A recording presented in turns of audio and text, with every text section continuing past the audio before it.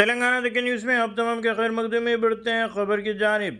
DCP ने की press meet. बताया गया कि फंक्शन हॉल्स और तकारीब को किया जा रहा था टारगेट। राजगढ़ ज़िला मध्य प्रदेश से ताल्लुक़ रखने वाले लोग माइनर्स को ट्रेन करते हुए शादी खानों में जा रहे हैं और इस तरह से ये लोगों की तवज्जो को हटाते हुए सोना और कैश चुराने का काम कर रहे थे। महेश्वरम डीसीपी सुनीता रेड्डी ने आज तमाम तफसीलात से वाकिफ़ करवाते बताया कि राजगढ़ ज़िला गुलकेड जाटगढ़ हुलकेड में इस तरह से माइनर बच्चों को तैयार किया जा रहा है। इस तरह की कई तकारीब में ये लोगों की तवज्जो हटाते हुए इनके यहाँ से चोरी करने का काम अंजाम दे रहे थे।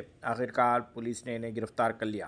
अगर अभी तक आपने चैनल को सब्सक्राइब नहीं किया तो फौरी कर लें। आलमी मुल्की रियासती मुकामी खबरों के लिए देखते रहिए आपका अपना चैनल तेलंगाना दक्कन न्यूज़। మనకి ఆదివట్ల పోలీస్ స్టేషన్కి 15th నవంబర్ ఈ నెల ఒక కంప్లైంట్ వచ్చింది, దొంగతనం జరిగిందని చెప్పేసి. కంప్లైంట్ వచ్చేసి పారేపల్లి నరసింహ ఇతను వచ్చి మనకి ఇచ్చిన కంప్లైంట్ యొక్క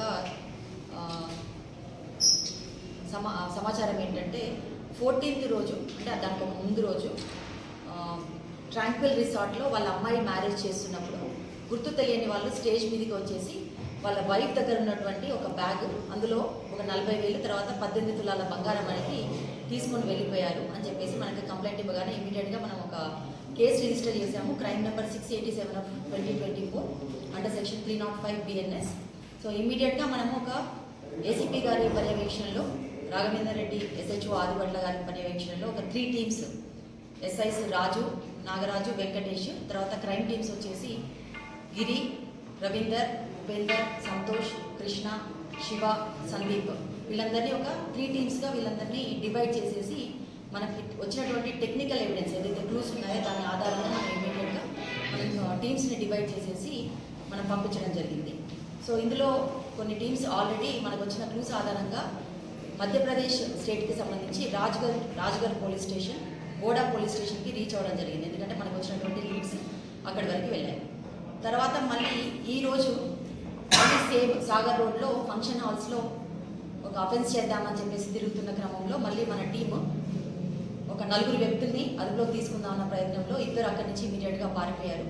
సో మనకి అదుపులోకి మాత్రం అరుణ అని చెప్పేసి ఇతను గుల్కేడ్ విలేజ్, రాజ్గర్ డిస్ట్రిక్ట్, మధ్యప్రదేశ్, తర్వాత ఒక మైనర్ అబ్బాయి అండ్ ఒక ఇగ్నిస్ కార్, కొంత ప్రాపర్టీ అనేది మనకి అదుపులోకి వచ్చింది. మిగతా 2 వ్యక్తులు పారిపోయినటువంటి వ్యక్తుల పేర్లు రిషి అండ్ అభిషేక్. వీళ్ళు కూడా గుల్కేడ్ విలేజ్, మహారాష్ట్ర స్టేట్కి సంబంధించిన వాళ్ళు.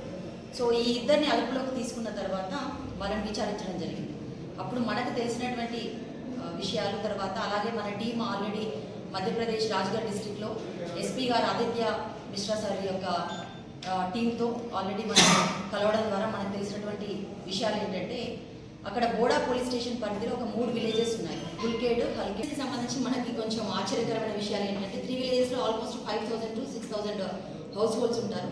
వీళ్ళ యొక్క కంప్లీట్ వృత్తి ఏంటంటే రైట్ ఫ్రమ్ పోస్ట్ ఇండిపెండెన్స్ దగ్గర నుంచి కేవలం దొంగతనాలు చేయడం మాత్రమే వృత్తి. అంటే రీసెంట్గా ఒకటి NDTV వాళ్ళు కొంచెం రేర్ చేసి ఆ విలేజ్కి వెళ్ళి తెలుసుకున్నటువంటి సమాచారం ఏంటంటే అక్కడ కొన్ని థెఫ్ట్కి సంబంధించి ట్రైనింగ్ ఇన్స్టిట్యూషన్స్ కూడా నడుస్తుంటాయని చెప్పేసి మనకి వీళ్ళ గురించి తెలవడం అనేది జరిగింది. సో వీళ్ళు ఈ విలేజ్కి సంబంధించిన వాళ్ళు మళ్ళీ మన దగ్గరికి వచ్చేసి మ్యారేజ్ ఫంక్షన్ హాల్స్ ఏవైతే ఉంటాయంటే సీజన్ని పట్టేసి మన దగ్గరికి వచ్చినప్పుడు 14th రోజు LB నగర్లో ఒక ఫ్లెక్సీ చూడడం జరిగింది. ఈ కంప్లైంట్కి సంబంధించినటువంటి డాటర్ యొక్క మ్యారేజ్కి సంబంధించినటువంటి ఫ్లెక్సీ చూడడం జరిగింది.